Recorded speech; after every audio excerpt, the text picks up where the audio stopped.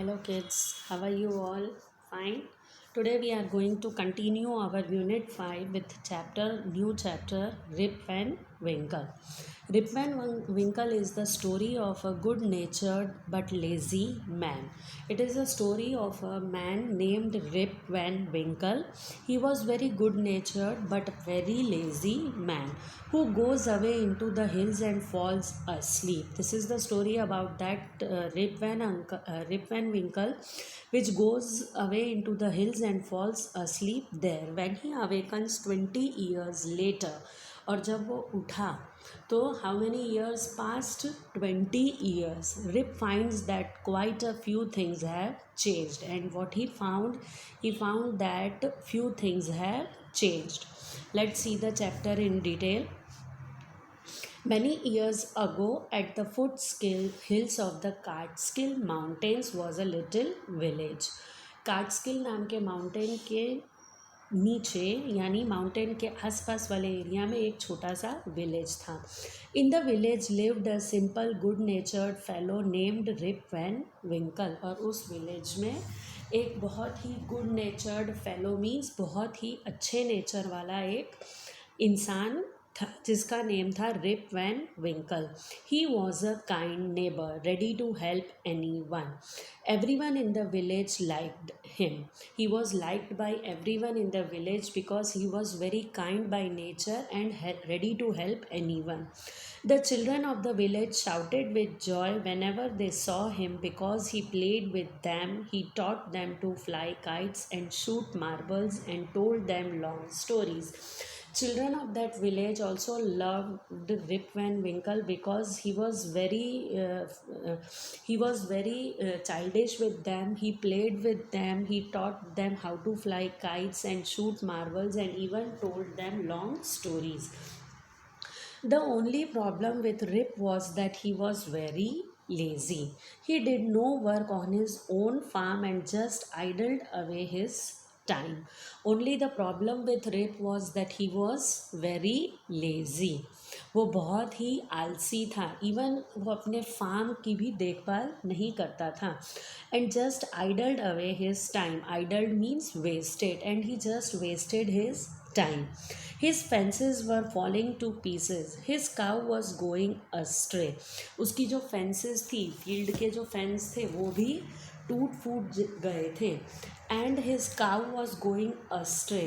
Astray means इधर उधर घूमना, या मतलब अस्ट्रे के लिए आप बोल सकते हैं कि उनका जो राइट डायरेक्शन था उससे दूर चली जाती थी. यानी जो फील्ड्स पर उनके जो गाय वगैरह होती थी वो भी अस्ट्रे यानी ऐसे इधर उधर घूमती रहती थी. But he was that much lazy कि even he did not take care of his farm as well as their cows. Weeds grew on his farm. Rip's constant companion was his dog named Wolf. Now weeds mean unwanted grass. उसका farm भी unwanted grass से भर जाता था. Rip's constant companion. Constant means regular, companion means partner. उसका regular partner हमेशा उसका एक डॉग रहता था जिसका नेम था Wolf. To avoid work he would walk away into the forest with his dog. He was that much lazy कि वो अपने काम को अवॉइड करके अपने डॉग के साथ फॉरेस्ट की ओर चला जाता था. One day Rip just walked on and reach the highest part of the mountains. अब एक दिन रिप जो था वो जस्ट वॉक करते गया and reached the highest part of the mountain. It was late in the afternoon when he reached there. Means early morning से लेके वो आफ्टरनून तक वॉक करता गया और जब वो माउंटेन की हाईएस्ट पीक पर पहुंच गया, at that time he realize that it is very late. Tired after his long climb, he lay down and began daydreaming. और इतनी लंबी चढ़ाई क्लाइंबिंग के बाद he got tired and started daydreaming. Daydreaming यानी ख्याली पुलाव पकाना. It was soon evening and he realized that it would be night by the time he reached his village. उसको सून ये रियलाइज़ हुआ कि अब ये तो इवनिंग हो चुकी है और जब तक वह रिटर्न पहुँचेगा तब तक रात हो जाएगी and it will be very late. See here, you can see the picture of Rip Van Winkle. In the slide, his companion dog named Wolf and the children who loved him very much. Now, suddenly he heard a voice calling out, Rip Van Winkle, Rip Van Winkle. Suddenly उसने क्या देखा कि कोई उसे पुकार रहा है, कोई उसे कॉलिंग आउट यानी कोई उसे बुला रहा है.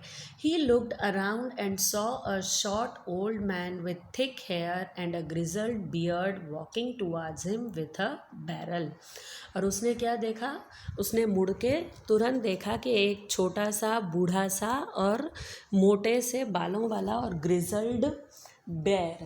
ग्रिजल्ड यानी घुंघराली, बियर्ड यानी दाढ़ी वाला उसके सामने चला आ रहा है with a barrel. Barrel means a wooden container. Here in the picture you can see that लकड़ी का एक बैरल मीन्स जिसमें किसी भी लिक्विड को पोर किया जा सकता है, that is called barrel. He made signs to help him carry the barrel. और उसने ओल्ड मैन ने रिप वैन विंकल को इशारा करते हुए उस बैरल को उठाने के लिए कहा. Rip hurried to help the stranger who caught his hand tightly. और Rip as usual first slide में हमने देखा कि he was very helping by nature. वो तुरंत ही उस ओल्ड मैन की हेल्प करने के लिए चला गया.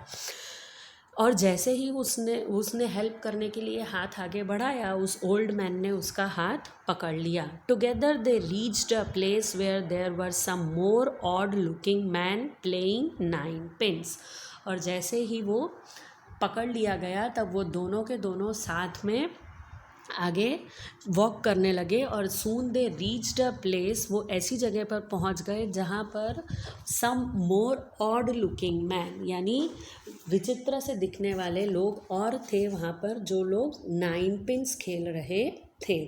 9 पिन्स बेटा बॉटल और बॉल वाला एक गेम होता है जिसमें सामने 9 बॉटल्स रखी हुई होती हैं. दूर से आपको बॉल को थ्रो करना है और सारी बॉटल्स गिरा देनी हैं. They were all dressed the same way and all of them had beards of various shapes and colors. वो सब एक जैसे ड्रेस द सेम में, उन सबका जो ड्रेसिंग सेंस था दैट वर सेम, उन सबके ड्रेसेस सेम थे, बट सबकी जो बियर्ड्स थी वो वेरियस शेप्स और कलर्स की थी. Even though they were playing a game, their faces were serious and they were silent. But the strange thing was that कि even though they were playing, वो लोग खेल रहे थे, फिर भी वो लोग एकदम सीरियस मूड में थे और एकदम शांति से खेल रहे थे. While when we play, जब हम लोग खेलते हैं तो हम लोग फुल एंटरटेनमेंट में होते हैं, एन्जॉयमेंट में होते हैं. एंड वी प्ले मतलब हम लोग happily and joyfully we play na. But while the old man, but all were playing 9 pins, but they were all serious and there was completely silence. The only sound was the noise of the balls which echoed in the mountains like thunder. और जो आवाज़ आ रही थी वो खाली आवाज़ ball की थी, वो भी जो इको बेटा इको साउंड आप लोग समझते हो, जब आप किसी ऐसे एकदम शांत वातावरण में कुछ चिल्लाते हो या बात करते हो तो आपको आपकी आवाज़ वापस सुनाई देती है, दैट इज़ कॉल्ड इको. तो which echoed in the mountains like thunder. और वो जो बॉल का जो साउंड सुनाई दे रहा था इको वाला, इट सीम्स दैट थंडर वाला साउंड सुनाई दे रहा था. As Rip and his companion reached them, they stopped playing and stared at Rip with a fixed gaze. Now, as Rip and his companion, who is companion here? Yes, dog. Okay, उसका companion था. वो दोनों वहाँ पर जैसे ही पहुँचे, उस सारे जितने old men थे, they stopped playing and stared means looked fixedly. किसी को घूर के देखना, वो सारे के सारे रिप वैन विंकल के सामने देखने लगे. Rip was really frightened. His companion emptied the contents of the barrel into glasses and made Rip drink it. और जो उसके जो बाकी जो कंपेनियन थे उन्होंने बैरल को एम्प्टी कर दिया और रिप को वो ड्रिंक पीने के लिए कहा. Rip obeyed as he was trembling with fear. और रिप ने उसकी बात तुरंत मान ली because he was trembling with fear. Since he was thirsty, he drank a few more glasses and slowly fell into a deep sleep. और वो वैसे भी बहुत प्यासा था, थर्स्टी मीन्स प्यासा था, तो उसने थोड़ा ज़्यादा पी लिया और slowly he fail into a deep sleep. और उस ड्रिंक को पीने के बाद उसे बहुत गहरी नींद आ गई. On waking up he found that he was at the place where he had first met the old man. और जब उसे होश आया, जब वह उठा, तो what the strange thing happen कि वो उस जगह पर पहुंच गया था जहां पर पहले उस आदमी से मिला था. Clear?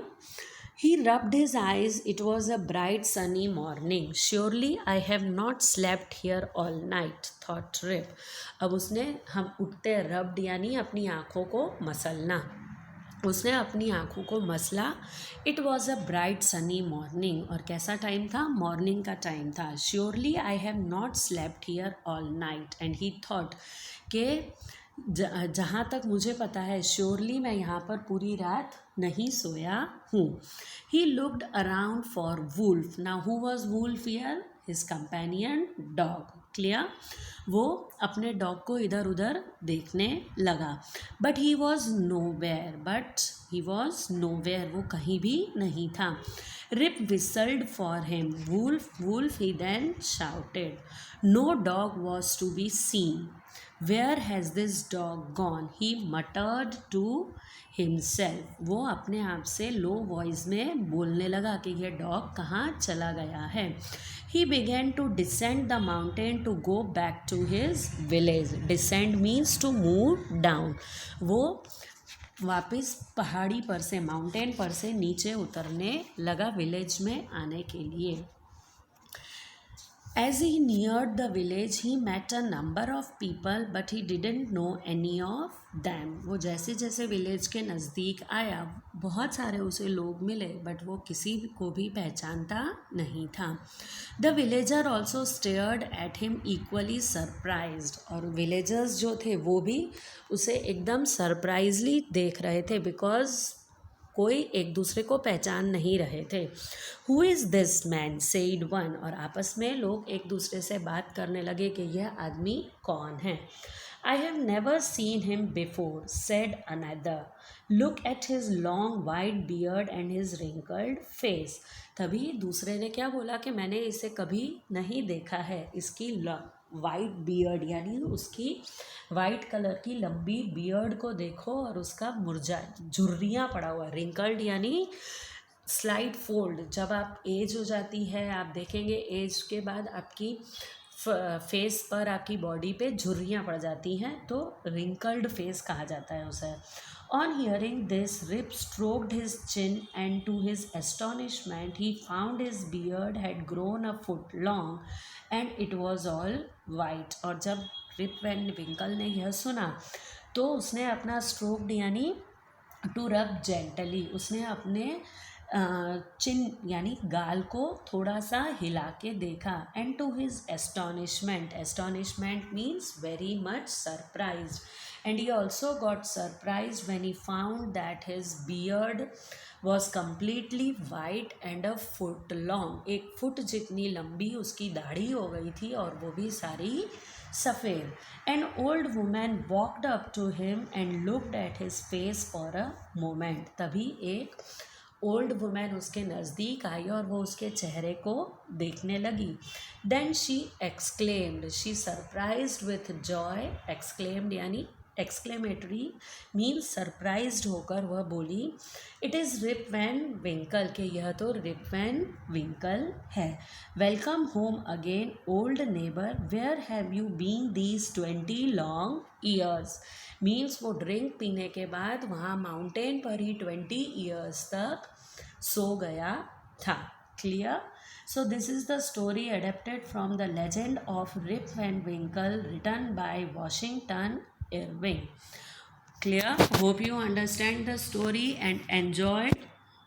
So today you have to read the story at home. Thank you.